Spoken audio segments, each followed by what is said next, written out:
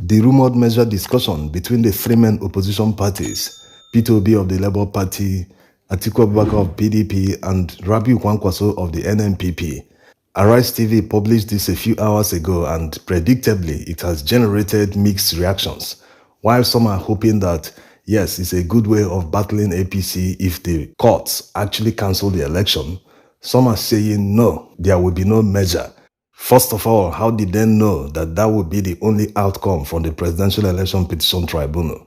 Cancellation of the election is just one of the many plays that the petitioners are praying the court, so the court will not determine that in isolation. Yes, granted that the evidence for non-compliance is so massive before the court. In fact, to summarize it, they have evidence that more than 25 million votes cannot be accounted for. And when you consider the fact that INEC announced about 25 million votes as the total votes cast during the presidential election, it clearly shows that about half of the total votes cast at the election cannot be accounted for. Not that one person received all the votes that are unaccounted, but according to the law, once the margin of difference between the candidates, especially the first and the second, is less than the unaccounted votes, the election is supposed to be declared inconclusive by INEC. But since they didn't do it, the court may now cancel the election. But like already said, they won't do that in isolation. The only logical reason the judges are still deliberating on this matter, they haven't announced the judgment day, is because they are trying to find a winner. Let's take it one by one. Let's start with issues that borders on constitutionality. 25% is a constitutional matter. It's just about interpreting the relevant section of the Constitution. So it wouldn't take a judge more than 2 hours to interpret and write his judgment. 2 hours because maybe the judge wants to read about the judicial precedent on the same matter. If not, it will take less time because it's written in plain English. To make you understand how fast the judges can determine this election by just looking at the constitutional grounds whether they were met or not. Remember what Olisa Abakoba said before the swearing-in ceremony. He said that the judges at the Presidential Election Petition Tribunal can determine and finalize the election petition under 1 week, that they should just focus on the constitutional matters. If they do that, they can resolve the whole problem under 1 week. That was his advice then. So, based on 25% alone, they can round it up in a few hours. So I still reiterate, 7 days is enough time to go through the Court of Appeal at first instance and the Supreme Court. The only place where there might be a difficulty is if the questions I set out fail. And there's a strong possibility that they might fail. So we'll now go to part B of the case management issue, which is Peter Obi and other petitioners will now have to prove the irregularities set out in the petition. That would be a long time. The next is all the issues that they raised about the non-qualification of Tinubu for the presidential election. Most of these issues, like the narcotics proceeds he forfeited to the United States government, the certificate forgery, his dual nationality he failed to disclose on his INEC form, his invalid nomination, and the double nomination of Shetima, all the issues they raised to prove that he was not qualified at the time he contested the presidential election. These are constitutional matters. And when you consider that his counsel did not even make any effort to counter them. You know, in court, when someone makes an accusation against you and presents evidence to the fact, your job is to present a counter evidence to sway the mind of the judges to say, yes, this is the real truth. The one he submitted is fake. That's not how it happened. Blah, blah, blah, and other things. At least make an effort. They didn't make any effort. Imagine saying that the passport has expired. Therefore, the citizenship has also expired. Can you imagine making such a laughable argument in court? It doesn't prove anything. It doesn't counter the fact that he had or he continues to have a citizenship. It doesn't counter it at all. Because citizenship is not a paper that can expire. The passport is just for identification purposes. It's not the same thing as citizenship. So all these, they will just need to apply the Constitution. Hey, what does it say about someone who hid his dual nationality, who lied about it on his INEC forms? There's a provision for that in the Constitution. What about someone who forged a certificate? The two certificates are in front of the court. They have seen the two. There's no more deliberation that is needed. They will simply look at the Constitution. What does it say? Anyone who forges a certificate stands to be disqualified. Simply interpret the Constitution and apply the judgment.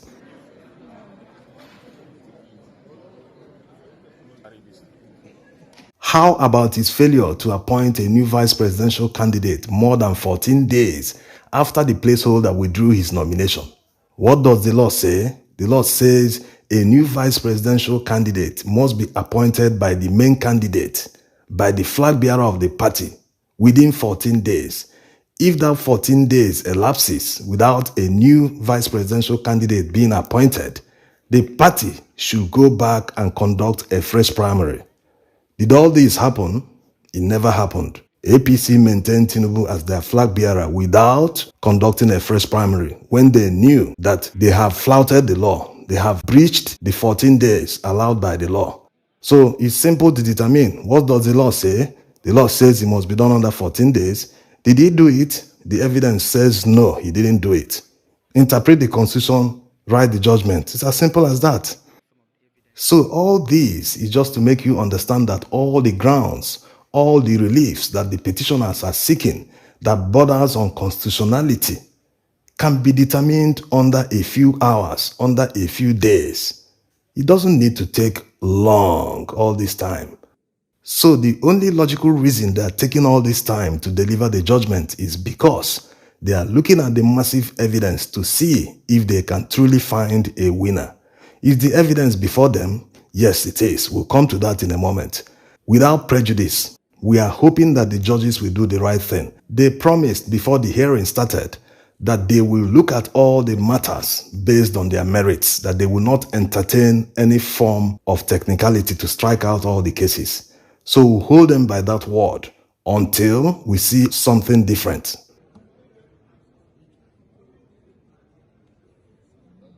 Getting back to the merger rumors, Peter Obi will never accept any merger at this point in time because he knows he's at the pole position to be declared winner. Let's even assume that the only outcome is the cancellation of the election. All the candidates have tested their popularity. They know who is more popular. Do you think someone like Peter Obi will step down for Atiku Abubakar? Atiku Abubakar was banking on the fact that he will clear the whole north. That was why he became a bit arrogant. He didn't want to understand the sentiments that Southerners want power shift to the south after Buhari spent 8 years. So he didn't want that. He arrogantly felt that maybe he would just win just a few states in the south. With clearing the north, he will win the election. But all that didn't happen. Even some of the states he won in the south, we know the governors rigged the election for him. Is it Kwankwaso? After saying the north wouldn't vote for a southern president, or is it Igbo person he said? At the end of the day, the person he talked down on eventually won more votes in the northern region, more states in the northern region than Kwankwaso himself. So if it wasn't clear who was more popular before the election, it is now clearer after the election. All of them know, they are aware who is more popular amongst them. Even looking at all the presidential election polls that were conducted before the presidential election, none of them put Atiku as a winner. None. It was Peter Obi that cleared all the polls, but one or two polls mentioned high turnout of voters as the condition for the win. That was why INEC disenfranchised millions of voters in Labour Party strongholds. They hid millions of votes, as can be seen in the 25 million votes that are missing, that cannot be accounted for. This takes us back to why the judges are taking their time, going by the evidence before them. The 18,000 blood copies that INEC gave Labour Party, and in order to prove the figures hidden behind them, the Labour Party submitted more than 10,000 polling unit results their own party agents gave to them on election day. A summary of the total votes Labour Party scored in those 10,000 polling units is approximately 2.5 million votes. When you add these 2.5 million votes to the total that INEC allocated to Peter Obi, which is 6.1 million votes, that will push him to second position with 8.6 million votes. Is not finished.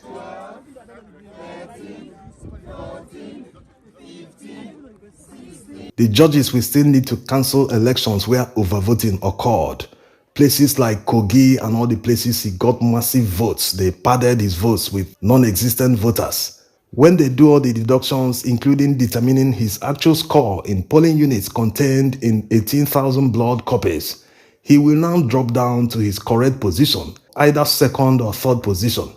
According to the overvoting figures we saw from Beaver's report, the CTCs that INEC gave Labour Party, we did some videos about them. APC will take the highest hit if elections are cancelled where overvoting occurred, because they received massive figures in those polling units. In some states, they got about 60,000 from overvoting alone.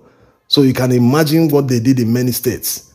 Looking at all this, you will understand the massive work before the judges. If INEC did the right thing, we won't be here. All these calculations, go through this one, go here, look at this polling unit, look at overvoting, they won't be doing all this. That's why those mounting pressure on the judges, it might be counterproductive. What if they say, look at these people who are trying to determine if the person they support won the election and they are putting pressure on us. Let us abandon this and cancel the election. Let everybody go back to the field. What if they do that out of frustration? They are humans. This is not in any way giving them a pass. Every public official must uphold his oath of office. Nigerians are not begging for justice. Under normal circumstances, justice must prevail. Nigerians are only demanding that justice be done, which is the right thing to do. Building a better and united Nigeria is not the responsibility of the opposition or poor people alone. It is the responsibility of everyone, including the judges, including those in leadership positions. So let no one feel they are doing anyone a favor. No. Everyone has a role to play in building Nigeria. So everyone is contributing to that.